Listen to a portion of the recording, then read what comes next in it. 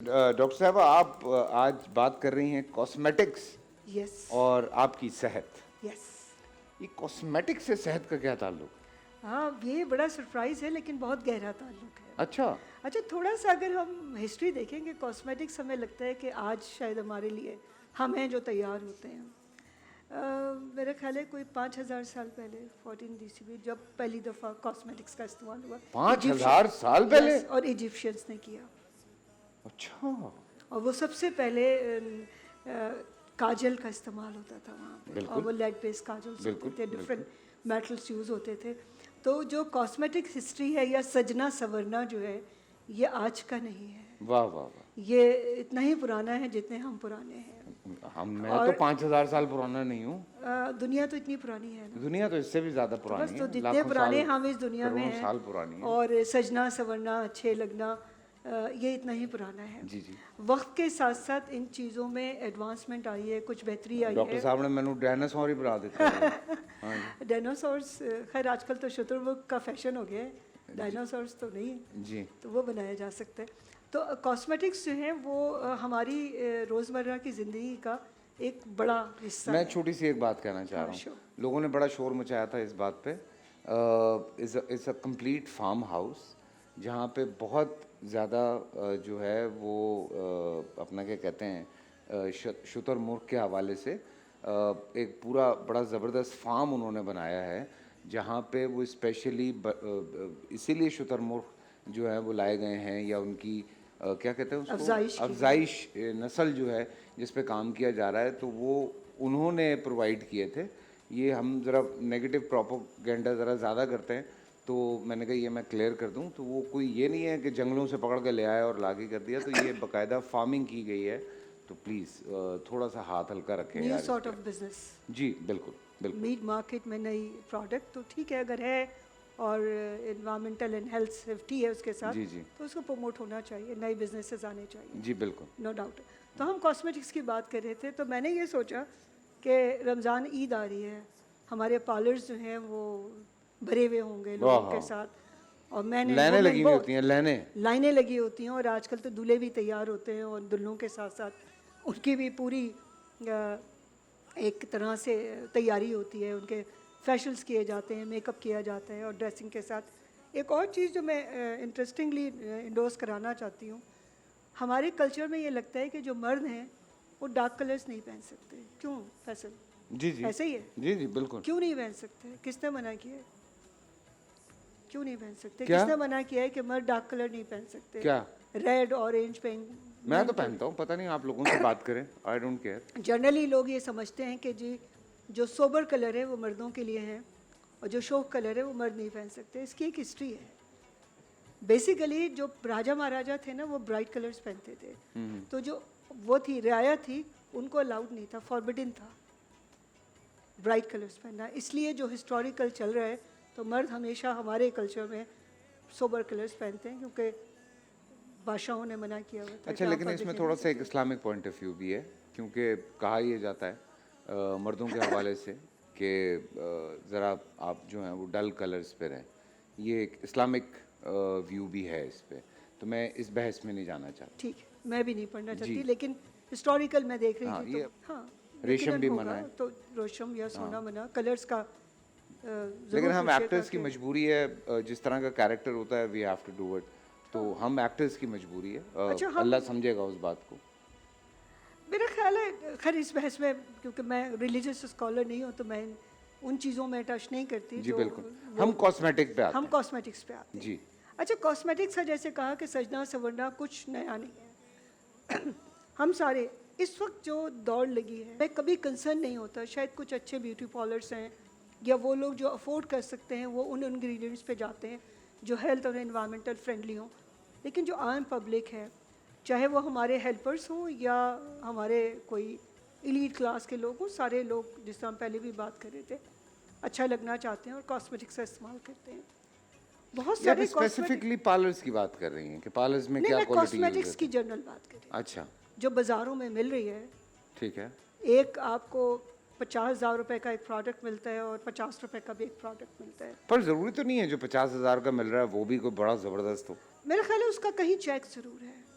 अच्छा, यस। क्योंकि उसके पैसे उनका ज़्यादा हैं। क्वालिटी, उसके पैसे भी ज़्यादा हैं, वो क्वालिटी, पैसे हमेशा मतलब क्वालिटी के साथ मैंने होते जैसे ही हैं। अपना सूट पहना हुआ है, शलवार कमीज़, ये 7,500 रुपये का है, मैं इसकी कीमत कर दूंगा 25,000 रुपये, तो लोगों को यकीन हो जाएगा कि ये बहुत अच्छी क्वालिटी है, ऐसा है? हाँ, मेरे ख्याल है साइकोलॉजिकल ये भी है, अच्छा। साइकोलॉजिकल ये भी है।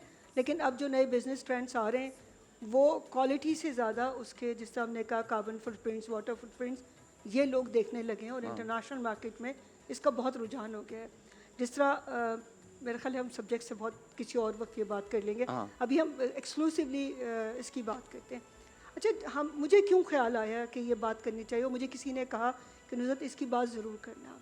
हमारे जो छोटे अनरेगुलेटेड पार्लर्स हैं, जिस तरह हमारे फूड भी हैं जिनकी रेगुलेशंस नहीं है, सिमिलरली जो सिलॉन्स एंड पार्लर हैं, या वो कॉस्मेटिक्स जिनका कोई चेक नहीं है, anybody can prepare at home, अगर उसको थोड़ी सी रेसिपी आती है, आजकल तो नेट है, तो उसमें जो मुज़र सेहत केमिकल्स यूज़ होते हैं, एक तो ट्रेडिशनली होते थे, जिस तरह लेड है तो वो बेसिकली सरफेस एरिया बढ़ाता है, एक हैवी मेटल है लेड, वो हमारे पेंट्स में भी यूज़ होते हैं। जी जी। वो इसलिए यूज़ होता है कि वो जब लगाते हैं तो उससे सर्विस एरिया बढ़ जाता है उसको लगाने से। वो कॉस्मेटिक्स में भी होता था, आर्सेनिक यूज़ होता था, ट्रेडिशनली यूज़ होते थे, ये मेटल्स यूज़ होते थे। इसके अलावा जो डाइज यूज़ होते हैं, जो कलर यूज़ होते हैं, पिगमेंट, वो भी बहुत ज़्यादा मुज़र सेहत हैं। अगर आप बाज़ार चले जाएँ, ठेलों पे जो जूसेस मिल रहे हैं, तो कहीं मुझे किसी ने कहा कि वो जो कलर डालते हैं वो डाई वाला कलर डाल देते हैं। तौबा। यस। तो सिमिलरली जो कॉस्मेटिक्स में जो सस्ती कॉस्मेटिक्स हैं तो उसमें सस्ते इंग्रेडिएंट्स डलते हैं, और उन सस्ते इंग्रेडिएंट्स का कोई चेक नहीं है, और वो क्या हो सकता है, वो आपकी स्किन डैमेज करता है।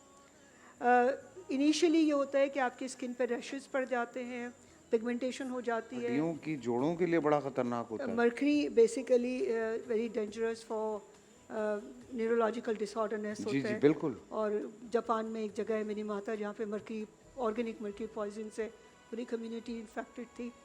तो बेसिकली जो सारे आर्सेनिक है वो कैंसर कॉजिंग है, लेड कैंसर कॉजिंग है, और भी बहुत सारे केमिकल्स हैं जो हमारे कॉस्मेटिक्स का हिस्सा है। बहुत सारे ऑर्गेनिक हैं, फॉर्मल्डिहाइड जिसे हम फॉर्मलिन कहते हैं, बहुत सारे सॉल्वेंट हैं, एडिसिव हैं। आपके ये सारे अगर चेक ना किए जाएं तो ये इंतहाई मुज़र सेहत हैं। और इस, अच्छा, एक और जो चीज़ हमें इनविजिबली नज़र आती है थोड़े दिनों बाद, स्पेशली जो वाइटनिंग क्रीम्स हैं उसमें मर्करी यूज़ होता है। वो तो बहुत तो खतरनाक। मेरी हम्बल सी रिक्वेस्ट है कि वाइट, जो आपको अल्लाह ताला ने स्किन दी है उससे खूबसूरत स्किन नहीं हो सकती। अल्लाह ताला को पता था कि आपको किस कलर का और किस तरह का बनाना चाहिए। इलाके की खुश रहें। मुनासबत से भी पिगमेंट होती है ना, इलाके की मुनासबत से भी होती है। जो उसने बनाया वो बेस्ट बनाया ना बिल्कुल। आपके लिए, तो आप क्यों गोरा होने के चक्कर में लगे हुए हैं।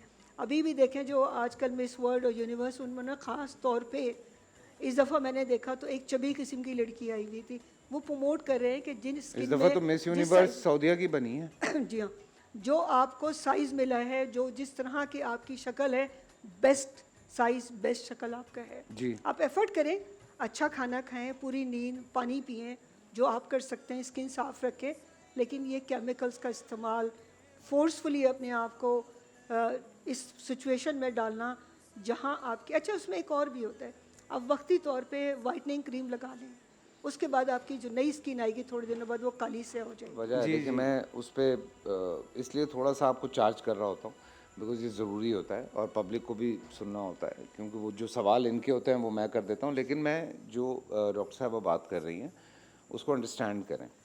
बड़े बुज़ुर्गों ने कहा सस्ता रोए बार बार, महंगा रोए एक बार, ऐसे ही नहीं कहा, देयर इज़ अ रीज़न। दूसरी बात, बहुत जगहों पे 2 नंबर चीज़ें मिलती हैं, आपको पता है कि यहाँ पे ये फेक या 2 नंबर जो है, ये पाउडर है, ये क्रीम है, ये फाउंडेशन है, ये लिपस्टिक है, खुदा के वास्ते वहाँ से मत लें। सिर्फ चंद पैसे बचाने के लिए और लोगों को दिखाने के लिए कि you are buying something big brand, और वो 2 नंबर है और वो आप अप्लाई कर रहे हैं अपनी स्किन के ऊपर, तो वो आपकी स्किन के लिए ख़तरा बन सकता है। फिर वो लोग जिनका नाम जुड़ा हो मेकअप इंडस्ट्री के साथ, मतलब एक लंबे अरसे से बहुत बड़े बड़े नाम हों, वो अगर पाकिस्तान में इस तरह का काम कर रहे हैं, सो दे हैव है, तो कोई भी टेस्ट करवा के उनके ऊपर लंबा केस कर सकता है। तो वो आपके सामने है कि एक आदमी आपके सामने है ना कि यार ये इनका प्रोडक्ट है, तो वो ऑब्वियसली कभी भी इस तरह का प्रोडक्ट नहीं निकालेंगे जो हलाल ना हो, जिससे स्किन को प्रॉब्लम हो। तो इस तरह के प्रोडक्ट्स को यूज़ करें जो आपकी स्किन के लिए सेफ़ हों। हम प्रोग्राम कर रहे थे, उसमें एक बड़ी एक इम्पॉर्टेंट डिस्कशन हुई थी कि हम बहुत ज़्यादा लोग जो हैं कुछ वो इम्पोर्टेड शैम्पूज़ यूज़ करते हैं। भाई सबसे बड़ा मसला ये होता है कुछ जगहों पे वो वहाँ के वेदर के हवाले से बनाए जाते हैं। हमारा वेदर बिल्कुल अलग है, हमारा इलाका बिल्कुल अलग है, तो इस हिसाब से भी कुछ चीज़ें सूट नहीं करती हैं। स्किन्स के डिफरेंसेस होते हैं, तो उसको भी अंडरस्टैंड करना चाहिए। हम पाकिस्तानियों की ज़रा सी थिक स्किन है बनिस्बत दूसरे लोगों के, तो वो भी आपको अंडरस्टैंड करना है कि कौन सा मेकअप आपको सूट करेगा, कौन सा सूट नहीं करेगा। बहुत सारे बड़ी कंपनीज़ हैं जो अपना मेकअप दुबई भेजती हैं, तो वो उनकी जो रेसिपीज़ हैं वो डिफरेंट हैं बनिस्बत बनिस्बत लोकल की। यूरोपियन एंड ब्रिटिश और अमेरिकन रेसिपीज़ के। हम ये समझते हैं कि कॉस्मेटिक्स इंडस्ट्री रेगुलेटेड नहीं है, तो फॉर्चुनेटली ये हुआ कि 2003 में बाकायदा एक एक्ट बना है, जनरल कॉस्मेटिक्स एक्ट 2023, और मेरा ख्याल है जो सारे बड़े पार्लर्स हैं, ब्यूटिशियंस हैं, ये उन्हीं की मेरा ख्याल है काविश होगी कि उन्होंने कोई रेगुलेशंस पाकिस्तान में शुरू किए। इसके रूल्स बने हैं, और जब वो रूल्स बन जाएंगे तो हो सकता है कि हमारी जो कॉस्मेटिक्स इंडस्ट्री है वो बेहतर तरीके से ग्रो कर सकेगी। अभी भी बहुत बड़ी इंडस्ट्री है पाकिस्तान में, और कोई 7,000 के करीब छोटे बड़े ब्यूटी पार्लर है, ये वो हैं जो कहीं रजिस्टर्ड हैं। अच्छा, एक और मैं चीज़ देख रही थी कि इनकी प्रोडक्ट की रेगुलेशंस, एक तो एक्ट बन गया 2000, वो ड्राफ्ट में होती है इसकी रजिस्ट्रेशन, जो आप इंपोर्ट कर रहे हैं या आप जो चीज़ें चाहते हैं कि जी इंपोर्ट हो रही हैं पाकिस्तान में कॉस्मेटिक्स, तो उसको कौन रेगुलेट करता है? तो एक ड्रग रेगुलेटरी अथॉरिटी है, वो लोग उनको देखते हैं। इसके अलावा जो इनके क्वालिटी चेक है वो एक ministry of science and technology का इदारा है, पाकिस्तान एक्रेडिशन काउंसिल, तो वो इसकी एक्रेडिशंस करते हैं। अगेन इसके रेगुलेशंस की बहुत कमी है, इसकी रजिस्ट्रेशंस की, इसकी मैनेजमेंट की, जो कॉस्मेटिक्स हैं। इसीलिए हमने ये हम्बली रिक्वेस्ट की है कि जब आप पार्लर्स जाएं तो उनके प्रोडक्ट को देख लीजिए कि कहीं उन्होंने घरों में बना के एक लो कॉस्ट। नहीं पता चलता मैम, नहीं पता चलता, असल बोतल के अंदर नकल माल होता है। एग्जैक्टली, तो ये तो उसको कौन रेगुलेट करेगा? हमने पहले भी ये कहा था कि काइंडली इसकी कोई रेगुलेटरिंग अथॉरिटी होनी चाहिए, जो कि एग्जिस्ट नहीं करती। अरे Act बना है। आपकी सॉफ्टवेयर ड्रिंक इधर हमारे पीछे बन रही होती हैं हाँ, गलियों में। लेकिन फिर भी फूड के आपके पास ड्रग इंस्पेक्टर्स तो है ना, जिनकी अथॉरिटी है कि वो पकड़े। सॉफ्टवेयर अब वो का है नहीं मैंने। पकड़े, ये जो सॉफ्ट ड्रिंक्स होती हैं, सॉफ्ट ड्रिंक्स के रेगुलेटरी फूड अथॉरिटी तो है ना, वो छापे मार सकते हैं, वो पकड़ सकते हैं। हाँ, कॉस्मेटिक्स छापे तो सिर्फ इकरार मार रहा है। वो नहीं कर रहे तो ये उनकी गैर जिम्मेदारी है ना। हाँ, लेकिन जो कर सकते हैं और जिसका एग्जिस्ट ही नहीं करता, तो उनका क्या? तो मेरा ख्याल ये है कि हम सारों को, जो कॉस्मेटिक्स इंडस्ट्री से या जो कस्टमर्स हैं, उनको थोड़ी जिम्मेदारी से इन कॉस्मेटिक्स को यूज़ करना चाहिए। बिल्कुल।